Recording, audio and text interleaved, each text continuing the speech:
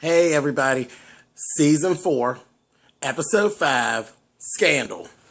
All right, let's get right to it. First, you see Catherine and Olivia. They're having a sit down. You know, Catherine's still in jail about that murder of her daughter and all that. Catherine didn't do it. I'm still not settled on everything, but I'm going to go with Catherine didn't do it. Olivia's still pulling with her, but Catherine didn't do it. But I ain't so sure that she didn't have something to do with it. But anyway, let's go with what's there. Dan Kubiak is the guy that we saw her struggling in the elevator. That struggle in the elevator that was going on, that's Dan Kubiak. And he has some type of attachment with the little girl's father, okay? Now, that was, her name's Caitlin. The little girl's name was Caitlin. And they were having something going on in that doggone elevator. So Olivia and Quinn were actually on it. They were watching Dan Kubiak and all of this. He went to Caitlin's best friend, which her name was Faith. Remember, they actually talked to Faith right when Caitlin went missing. And he shot her. He killed her. They didn't have sound, but Olivia and Quinn literally watched it as it happened. He shot her and he killed her. Now, let me go, and I'm going to jump forward with this because Quinn, you know, Quinn is the stuff. Quinn is like a female Huck. She really is getting to a point where she's like a female Huck. She figured out there was a key that Kubiak actually wanted that he swore Faith had and could not find it and all of this business, and she wasn't giving it up to him.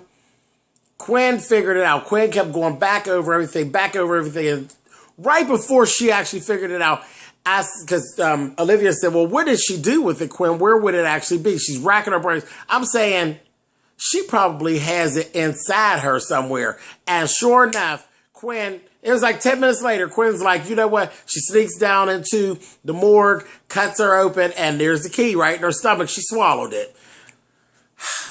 Damn, I'm good. But I'm living for Quinn. Quinn is really getting good. Okay, so that's what's going on with that. And so we're not done with that just yet. There's going to be some more to come about that because Quinn has the key in her pocket and she hasn't actually gotten the chance to tell anybody that she has the key because she ran into Huck and Huck was having issues. Huck has been going to the family, to his ex-wife. He wants to see the baby and all of this. And she's like threatening him and she doesn't believe him about why he left and all of that stuff and why everything worked out the way it did. She doesn't believe him. She thinks that he's really crazy. She keeps threatening to call the police and get a restraining order and all of this. So they finally work it out. She says, I'll let you see the baby if you agree to stop all this. So he got himself all together and he wrapped a gift for the baby and all of this. And he goes, she lied. She basically had him come there. Harvey is the baby's name. And I'm thinking that's short for Javier, but anyway, she lied. Harvey wasn't even there. She had a psychologist there. Well, that didn't go well because Huck literally yanked this man up and was going to snap his neck. She really is like, she doesn't really realize how volatile Huck is, and he's really not the one to play them kind of games with. So I got really pissed at her with that whole thing. Because naturally, you know, he's not going to hurt that baby, and she should know that. That was just so ridiculous. But he got real pissed, and he's really in his feelings. So that's why nobody ever found out the key, because he ended up, when Quinn rolled up in there with the key to talk to him, he was going through this. He's like, she doesn't believe me, this, that, thing, and the other. So he's all in his feelings. He's all fucked up. So next week, we'll get to some more of that. Okay, so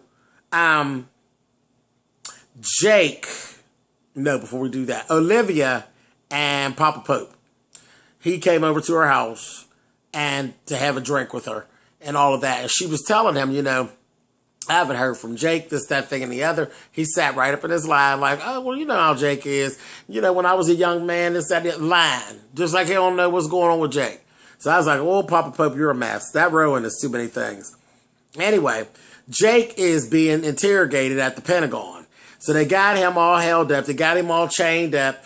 And he's downstairs. He's sitting in the room. There's this black guy who's going on. And he's interrogating him. And he told him, he said, man, I'm being really nice, but your voice is starting to irritate me. And these handcuffs are cute, but these really ain't for me. So I'm going to tell you now, I want you to just shut up. Just shut up. Don't ask me nothing else. I'm not eating. You know, he wouldn't eat anything. He wouldn't drink anything. And he's telling him, I want to see the president. So the guy kept on talking, and you can see him thinking. He's thinking good thoughts, thinking of Olivia and the black box. And the black guy sitting there, he kept talking. Next thing I know, that goddamn Jake took his foot and grabbed that goddamn chair and bammed that motherfucker between his legs. And he went to hollering for the goddamn guard, carried on. I said, bitch, being all smart. Tell me why. Tell me this. Did you this, that? He grabbed that chair and kicked that fucking chair. He's like, guard. I said, real tough. Love that goddamn crazy ass Jake with that old crazy behavior. But anyway, so eventually we look up and here he comes. We're sitting there. They're sitting with Jake. They're still trying to talk to Jake. Jake's like, you know what? You really should stand up, Bill. That was the black guy's name. You should stand up, Bill. He said, and why is that? 2 Secret Service men came in and go say, because you always stand for the president. And damn Skippy, here comes Fitz in the room. Jake knew that he was going to come. So he came and he literally, this was like really rough for me. I thought it was very emotional because you know that Jake and Fitz were really, really good friends at one point. And, you know, this whole thing with Olivia, this is the whole big thing. It's all about Olivia's behind. So he pleaded with Fitz, telling him, I did not kill your son. Why would I do that? You know what I mean? And he's telling him, you know, Rowan did it, this, that, and the other. And he's like, you know, he just doesn't want to believe it. But I think deep down, I think Fitz kind of knows. Not that Rowan was behind it, but I think Fitz knows that Jake didn't do it. And that's what Jake told me. He said, you know, if you really thought I'd kill your son, you would have pummeled me. You wouldn't be standing there being nice. You'd be trying to fight me and stuff, you know, whatever.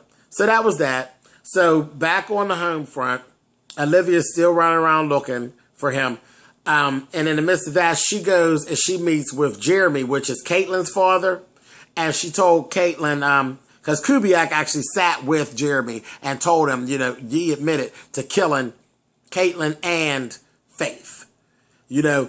And Olivia's just telling him, you know what, I'm trying to give you some help. But if you don't want to take it, you're going to go down with him. He refused Olivia's help. So now he's on his own. It just is what it is. Anyway, so next thing I know, I'm sitting here. Olivia's, at this point, she's convinced that something's wrong with Jake because he's not calling her back. So she's convinced something's wrong. She had actually called Abby. Abby was shady. She called Fitz. Fitz was shady, but then she caught through the conversation. She said, do you have Jake? And he's like saying something stupid. And she's like, okay, this is ridiculous. And so she called Abby, told Abby, she said, I need you to figure out what's going on with Jake. And the last place he was in that White House. And you, of course, you know, Huck figured that out. Abby was real shady. Talking about, you're not my friend. And if we were friends, then I'd do it. But I only do that kind of stuff for friends and all that. So they hung up. She called Cy. Cy wouldn't answer. Cy came to Olivia's house and told her, you know, Jake killed the baby boy and Jake killed Harrison. And he's telling him, he said, you know, he killed my husband. I'm going to be dancing on his grave, telling Olivia, you're wrong, you're wrong. It is what it is, blah, blah, blah, blah. So that's like some bullshit. Olivia ran dead up on Rowan with it. And Rowan stood there and he lied.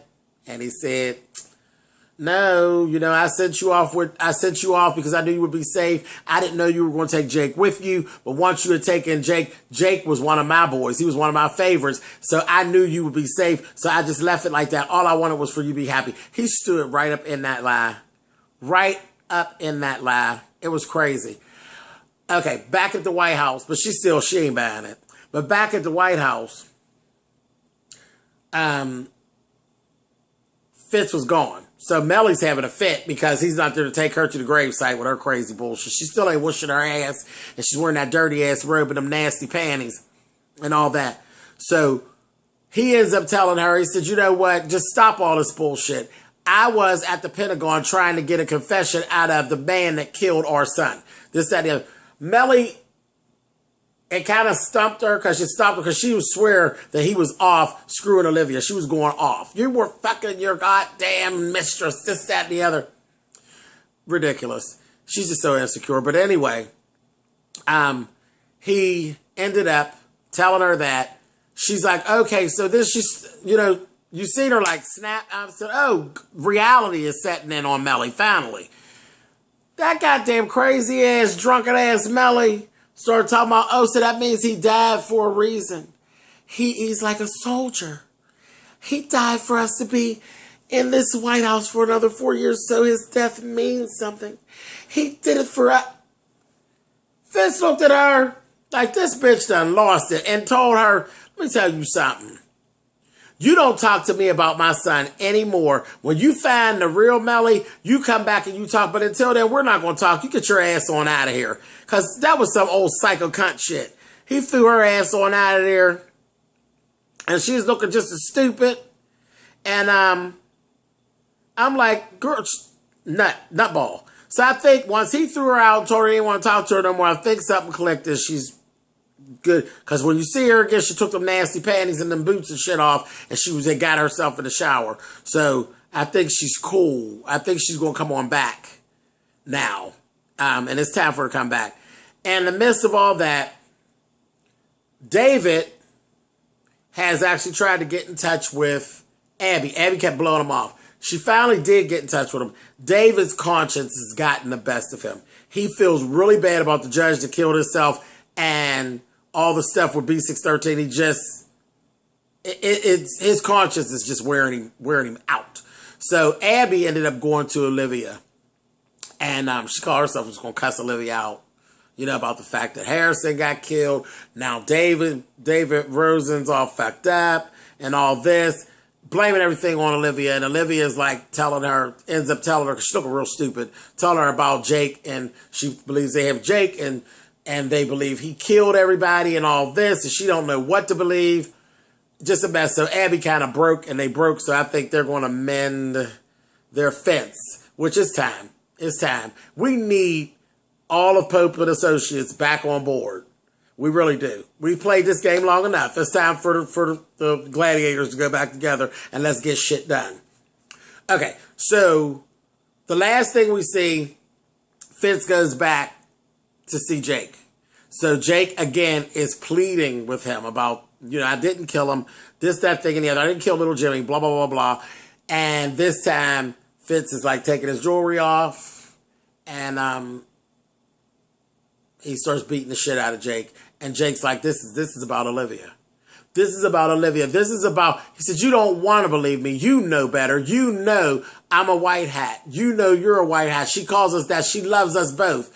Oh, baby, you shouldn't have said it. He started whooping that ass, honey. So that was the whole thing. The more he talked about Olivia and how much Olivia likes the both of them, and he said, it must make you mad to know that I was up inside of her. Oh, he just whooped Jake's goddamn ass.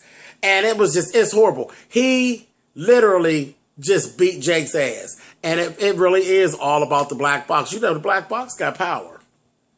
Mm-hmm. Yes, God. He beat Jake's ass, though. So that's kind of where we left off. So we'll see what's going on next week. This is getting really good. We love this. This is good. Real good. You guys can thumbs up or thumbs down the video. Thank you for rolling with me with this. You know I love that damn scandal, and I love that How to Get Away with Murder. You guys keep riding with me. I'll keep running my mouth, and I'll be there watching every Thursday. All right, guys. See you later. Bye-bye.